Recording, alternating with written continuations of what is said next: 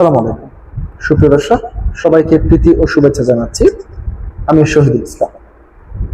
আজকে যে বিষয়টি নিয়ে আমি আলোচনা করব সেটি হচ্ছে পশ্চিমবঙ্গের, আপনারা জানেন, বিধানসভা নির্বাচনে শুভেন্দু অধিকারী বিপুল সংখ্যক আসনে জয় পেয়েছেন এবং জয় পাওয়ার পরেই প্রথম মন্ত্রিসভার বৈঠকে যে সিদ্ধান্ত নিয়েছেন সেটি হচ্ছে ভারতের সীমান্তে বাংলাদেশ অংশে, অর্থাৎ বাংলাদেশের সীমান্ত ঘেঁষার যে অঞ্চল রয়েছে সেই অঞ্চলের কাঁটাতারের বেড়া দিতে যাচ্ছে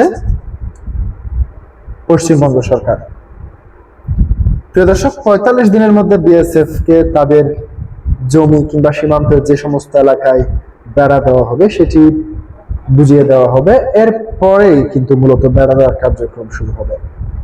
এ নিয়ে বাংলাদেশ এর পক্ষ থেকে বাংলাদেশের স্বরাষ্ট্রমন্ত্রী রয়েছেন যিনি, সালাউদ্দিন আহমেদ, তার প্রতিক্রিয়া ব্যক্ত করেছেন। তিনি বলেছেন তাদের অংশে তারা বেড়া দিতেই পারে, এটা কোনো বিষয় নেই। তবে ভারতের কেন্দ্রীয় সরকার থেকে আমাদের কাছে একটি চিঠি দিতে হবে কিংবা আমাদের কাছ থেকে এবং তাদের কাছে একটি বৈঠকের মাধ্যমে কোন কোন অংশে তারা বেড়া দিবেন কিংবা সে বিষয়ে জানানো হতে পারে, এটা বলেছেন তিনি।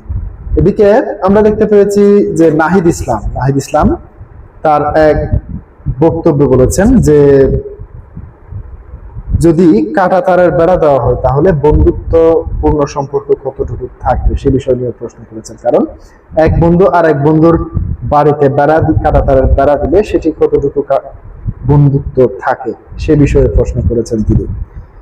প্রিয় দর্শক, এবার পশ্চিমবঙ্গের নবনির্বাচিত যিনি মুখ্যমন্ত্রী, তিনি প্রথম মন্ত্রিসভার বৈঠকে যে সিদ্ধান্তটি নিয়েছেন সেটি আপনাদের সামনে দৈনিক ইত্তেফাক থেকে আপনাদের সামনে হুবহু তুলে ধরছি।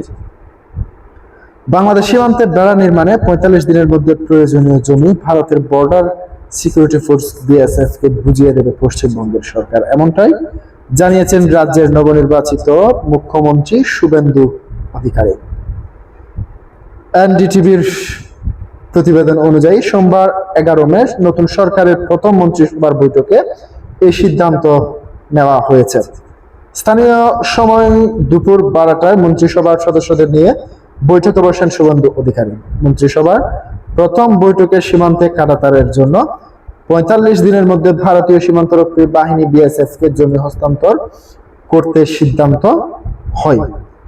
বৈঠক শেষে মুখ্যমন্ত্রী বলেন, সীমান্তে কাঁটাতার বসানোর জন্য প্রয়োজনীয় জমি ৪৫ দিনের মধ্যে বিএসএফ এর হাতে তুলে দেবে পশ্চিমবঙ্গ সরকার। তিনি বলেন, রাজ্যের জনবিন্যাস বদলে গিয়েছে। প্রথম দিনেই কেন্দ্রীয় স্বরাষ্ট্র দপ্তর এবং বিএসএফ কে আমরা জমি হস্তান্তরের অনুমোদন দিলাম।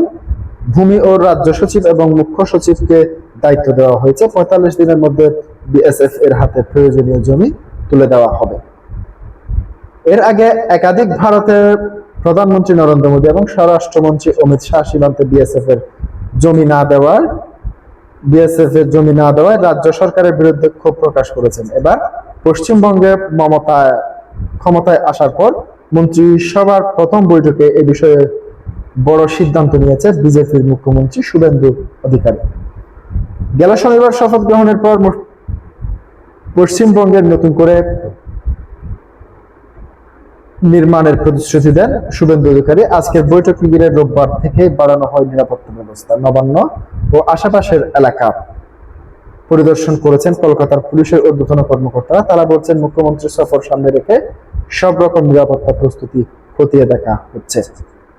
এদিকে শুভেন্দু অধিকারীর ব্যক্তিগত সহকারী চন্দ্রনাথ রথ হত্যাকাণ্ডের সঙ্গে জড়িত সন্দেহে ৩ জনকে আটক করেছে পুলিশ। আইনশৃঙ্খলা বাহিনী জানায়, হত্যাকাণ্ডে ব্যবহৃত নিশান কোম্পানির গাড়িটি আনা হয়েছিল ঝাড়খণ্ড থেকে এবং ঘাতকদের সন্ধানে এরই মধ্যে উত্তরপ্রদেশে পৌঁছেছে পুলিশের একটি চৌকস দল। প্রিয় দর্শক, আজকে পর্যন্তই। আসসালামু আলাইকুম ওয়া রাহমাতুল্লাহ।